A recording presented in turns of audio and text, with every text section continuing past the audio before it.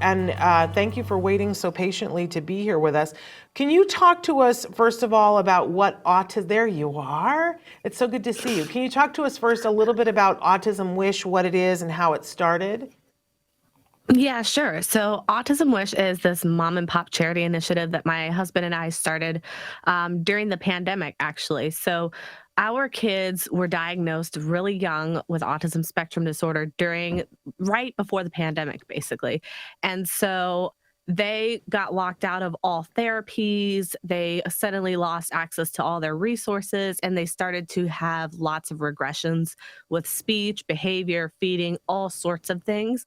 And so we found that a lot of parents were kind of left to hung dry during the pandemic. And we realized that there are a lot of unique, things that you can purchase on Amazon that aren't covered by insurance, but are essentially the same things that speech therapists and occupational therapists will use in therapy sessions.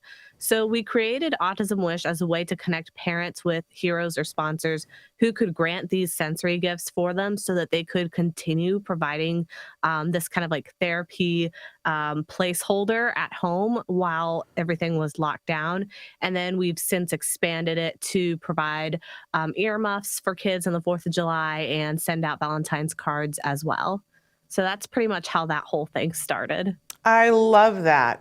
And you are someone who, because there's lots of different schools of thought about this, but you say that you think it's important to disclose the autism diagnosis as early as possible with children on the spectrum. I'm sorry, I lost your audio. Oh, Traven, she can't hear me. Traven's going to work on that. Can you hear me now? Yes, now I can hear you. Okay, so you're somebody who believes very strongly in disclosing a diagnosis as early as possible. Talk to us a little bit about that and why you feel that so passionately. Because people have lots of questions about this and people have lots of feelings about this, but sometimes parents are like, I really don't know. So give them your point of view. Yeah, absolutely. So for me personally, as I was growing up, I had a bunch of disabilities or learning disabilities that I did not personally know I had. I didn't end up getting my diagnoses of ADHD and executive dysfunction until just before college. And so my entire experience growing up, I basically just thought that something was wrong with me. I felt broken. I couldn't connect to my peers. I couldn't understand why things were seemingly so much easier for other people to do. And when you don't have that diagnosis or you don't know that you have something that is, very common, you essentially just internalize everything. And then when you internalize things, it leads to poor self-esteem, depression, anxiety, and all sorts of bad things, essentially. So for me, getting my diagnoses when it came to first that ADHD and executive dysfunction really kind of gave me that aha moment and opened the door to allow me to kind of fully accept myself for who I was, and really kind of changed my entire perspective. And from that point on, I was able to go to college and do fine and all that. But had I not known my diagnosis, that would have continued on. And that's actually why I then eventually, after my kids were diagnosed with autism, I actually pursued an evaluation for myself with autism, because I was still experiencing the same sort of thing with the social isolation, social rejection, that sort of thing. And again, it impacts your self-esteem. You always think about, why can't I make connections? Why can't I have a bestie like everyone else seems to?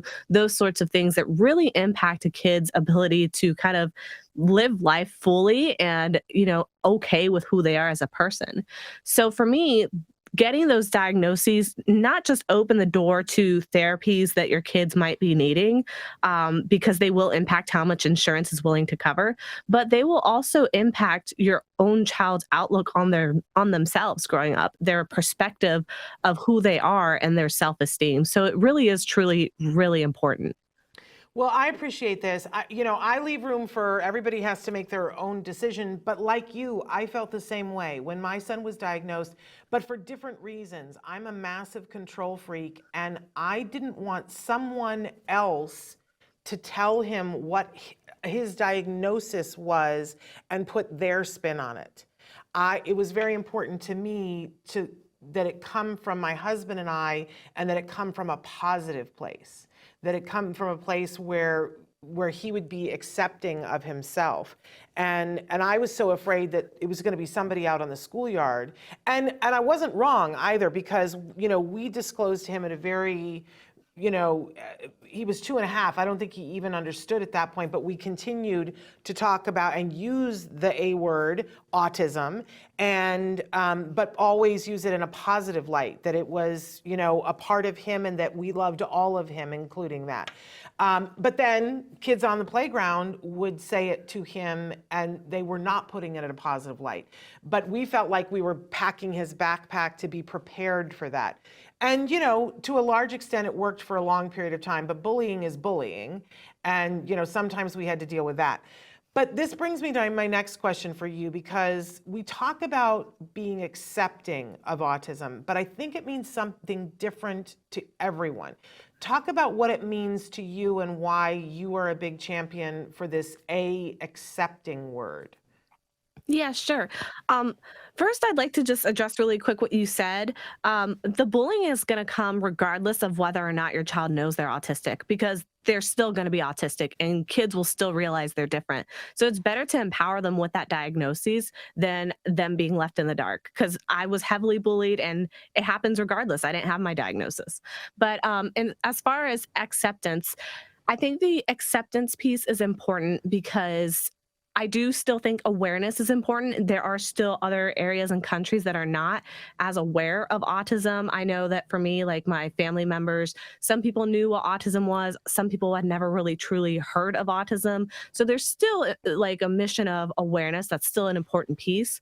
But the United States is kind of like a leader when it comes to autism awareness right now. And so we are much better at that piece already. And so for us here, at least, we are able to kind of start moving towards that acceptance phase, which is really truly accepting people for who they are despite their neurological differences. So instead of just saying like, you know, oh, this kid is autistic, we will basically treat him as we would anyone else, but then you kind of talk to them in a overly childish way, or perhaps you might be speaking to them as if you're not quite sure if they understand you. Sometimes people think that that means acceptance, but really you're still kind of socially alienating or pointing that child out by talking to them in a way that you wouldn't talk to other peers their age. So to me, acceptance is more like trying to treat autistic individuals the way that you would essentially treat anyone else, and really incorporating them into your lives so that you're not secluding them, you're including them. There's actual inclusion on like your local sports teams or after school activities or whatever it may be. It's not kind of like an us and them, but it's like an us together in cohesion.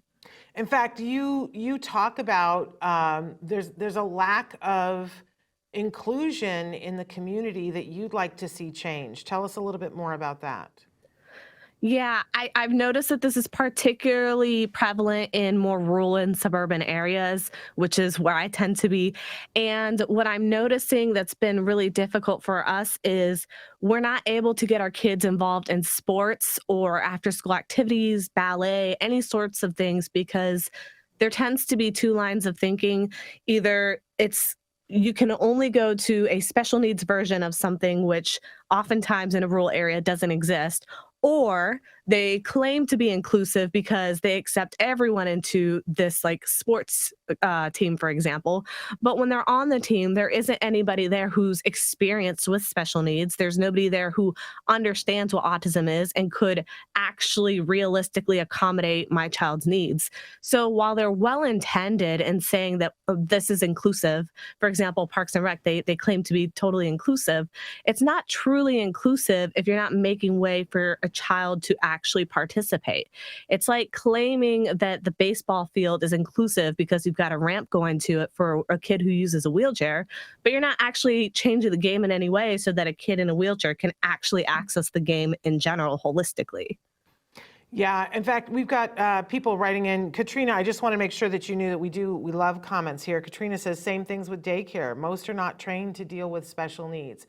There is a lot of people saying that they are inclusive, and I guess they're wanting to be inclusive, but I don't know. Is it that we need more training for these people so that they actually know?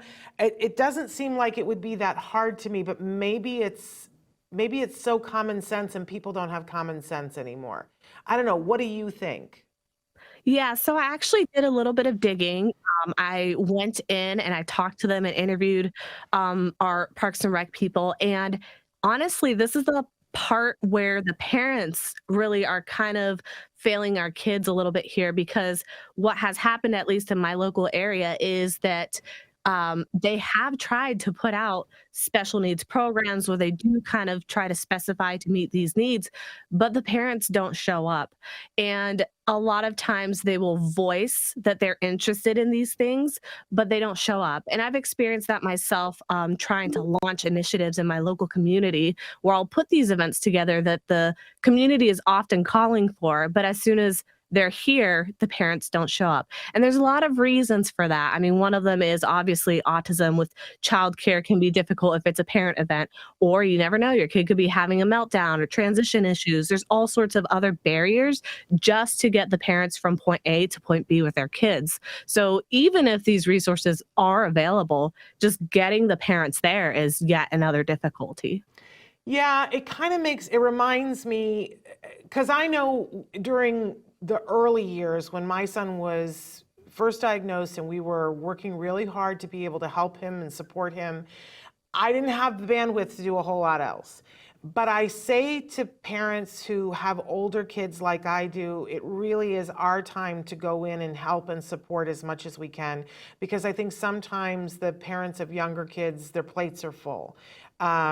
So, reminding us all that when you need to be taking care of things at home, do that. But if those of us who have the bandwidth, maybe that's a thing that we can be helping with. I know it was a couple of years ago that 𝗵𝗲𝗂𝗃 and I got invited to come to the local museum and do a walkthrough and look at sensory issues and to give recommendations, her as a clinician, me as a parent. And then we said to them, but you really need to have a person on the spectrum do this as well, which they then did. And together with all those perspectives, they made changes and they trained their staff, and we felt like we'd done something, I love that Katrina says, I saw a news article this morning about an airline, Southwest maybe, that they're starting this new thing where lanyards that have little umbrellas that I guess trigger to people that there's an invisible disability. But her question is, are they actually training the workers on what to do when recognized? And I think that's key, Katrina. I do think that some of the airlines are working on that. I know we just had Holly Robinson Pete here the other day for the opening of our podcastathon, and she's been working very closely with an airline where they have visits where a whole bunch of folks with different special needs and different abilities go to the airport, and the workers are there, and it's a great educational experience for both sides. They actually, go through security, get on the plane, rev the engines, and do everything. And it is meant for both sides, for the workers to see, okay, this is who this population is, and they're not all the same, and their needs are not all the same. And for the individuals to see, oh, this is what it would be like when we're not in the panic of having to actually get on the plane to go someplace. So we love that. Okay, I also wanted to ask you about one of the things that you talk a lot and the ways that you help parent is talking about what black and white thinking is and how to know how to deal with someone who is doing black and white thinking, how to communicate effectively with them. Talk a little bit about that. Yeah, sure. So this has personally been a big struggle, not just for me, but for my kids. All of us are really black and white thinkers. And briefly, that essentially means that we're kind of like in an all or nothing and very literal thinking. And so one of the ways that that has kind of come up in my life and my kids' lives is particularly like in academics and school, whenever there's directions, for instance, on an assignment, we tend to follow those directions very literally and very specifically to what's there on the paper.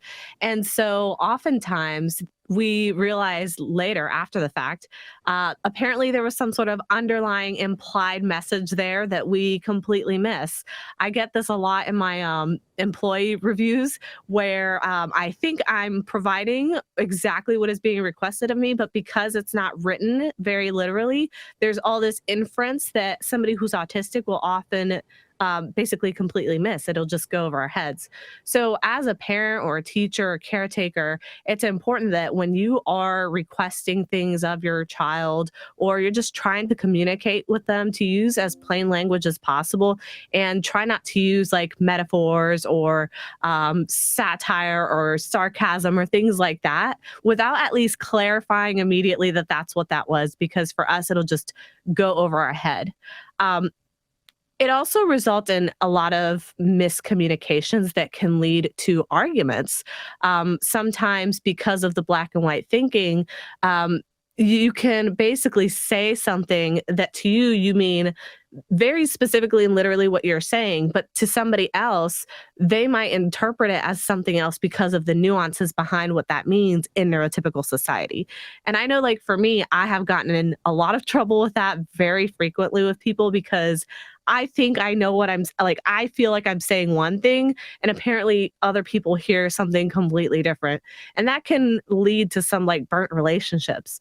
So that's another thing is, if you feel like your child or somebody who you know is autistic is coming off as rude or mean, or you think that they said something really, really hurtful to you and it hurts your feelings, my recommendation is usually not to just assume that, because it's possible they had no idea that it came off that way. So always giving that bit of like grace and kind of being willing to probe and be like, this is what you said, this is how it came off. Is that what your intention was? I always Exactly. believe that intent is what matters at the end of the day. Absolutely. Lia, you're doing amazing work. Tell them where they can find Autism Wish and tell them how they can be listening to the Embracing Autism podcast. Yeah, sure. So Autism Wish, you can find it on our website at autismwish.org. You can also follow us on Facebook and Instagram at Autism Wish. And we're also on youtube.com/at Autism Wish. That's where you'll see our video podcast. For our audio podcast, you can find that anywhere you listen to podcasts. Again, that's the Embracing Autism podcast. Well, thank you so much for taking the time to be with us. We applaud the work that you're doing, and we can't wait to have you back another time. Thank you so much.